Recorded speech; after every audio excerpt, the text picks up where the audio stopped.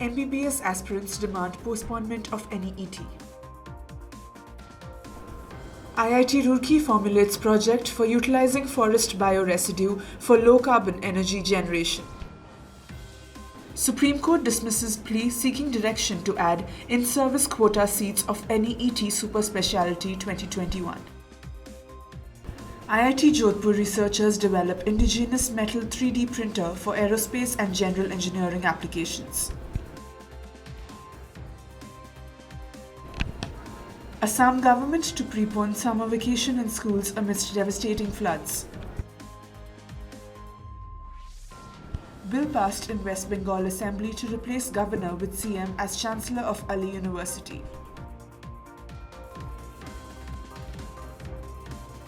University of Kerala receives A++ ranking from NAC.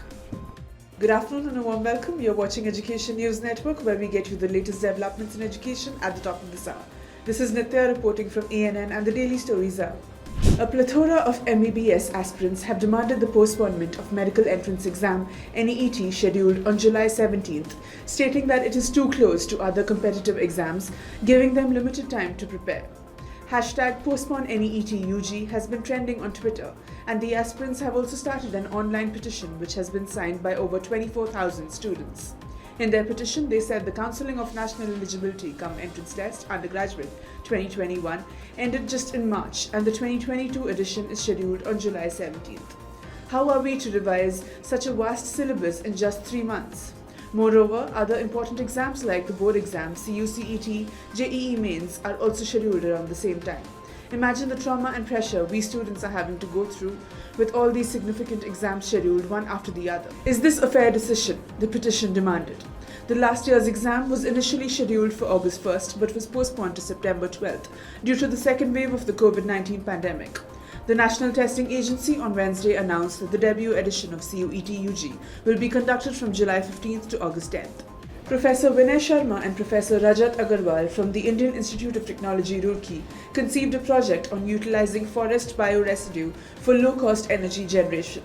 The project, called Socio-Economic Value Creation through Forest Bioresidue Energy Generation in alignment with the UN's SDGs, was granted and financially supported as a pilot project by the National Mission on Himalayan Studies under the Ministry of Environment and Forests Government of India, and is focused on developing complementary source of low-cost energy generation from the forest bio-waste residue, as well as establishing sustainable management practices of indigenous green technologies in the Himalayan region of Uttarakhand. As per the project initiative plan, a total of more than 1,000 quintals of pine needles from 100 acres of forest land was gathered with the help of the Forest Department of Uttarakhand. These pine needles were crushed and processed with the help of machines and crushers, designed and developed in the laboratories of IIT Roorkee and UPES, Dehradun. Prior to the launch of the project, community engagement and capacity building programs were initiated in the villages in the form of regular training and workshop sessions and focus group discussions between experts and locals. Beneficiaries from the villages were provided a training-cum-workshop session to learn the installation and operations of briquetting machines and crushers, where doubts and queries related to the operations and safety were addressed by the experts.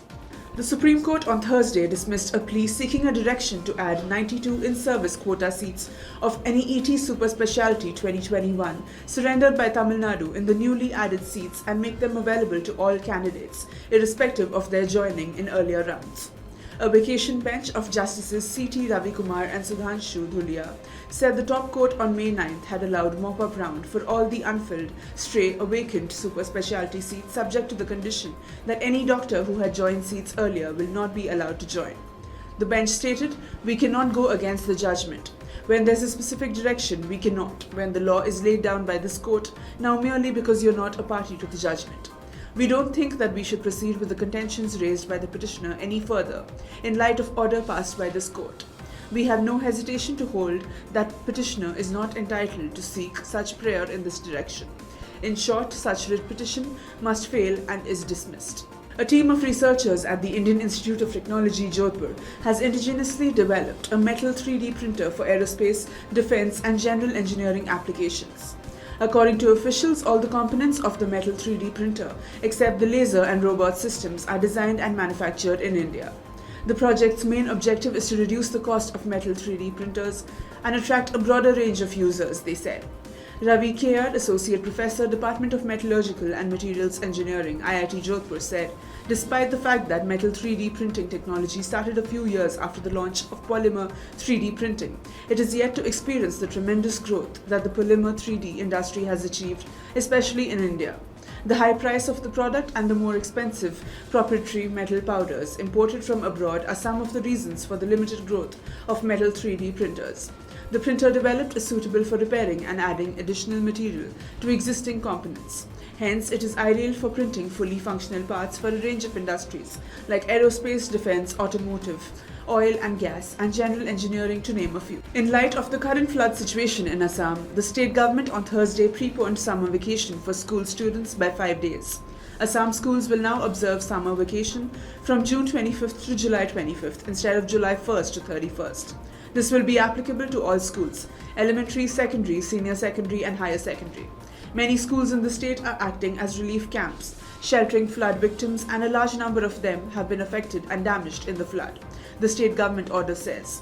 Schools in many districts of Assam were shut last week amidst continuous rain and rising water levels. Several exams, including some conducted by Guwahati University and physical test for sub-inspector recruitment drive, have also been postponed. A bill was passed in the West Bengal Assembly on Thursday to appoint Chief Minister Mamata Banerjee as its Chancellor, replacing Governor Jagdeep Dhankar.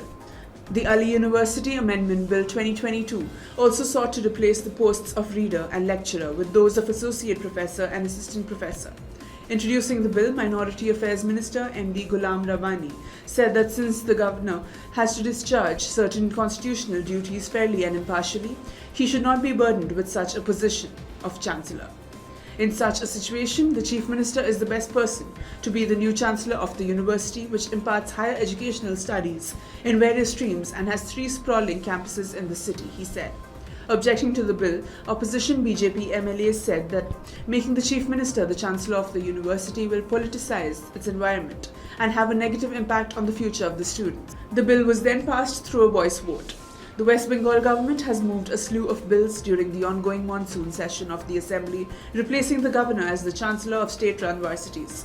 Besides, it also moved a bill to replace him with the Education Minister as the visitor of private universities in the state. All the bills were passed. University of Kerala has secured the highest NAC grading of A++ with a cumulative grade point average of 3.67, an achievement which Kerala Chief Minister Pinarayi Vijayan on Tuesday termed as an inspiration to other universities and educational institutions in the state. Vijayan said the recognition received by the university was a giant leap for the educational sector in Kerala. In a Facebook post, he said, "This is the first time a university in the state has received this recognition.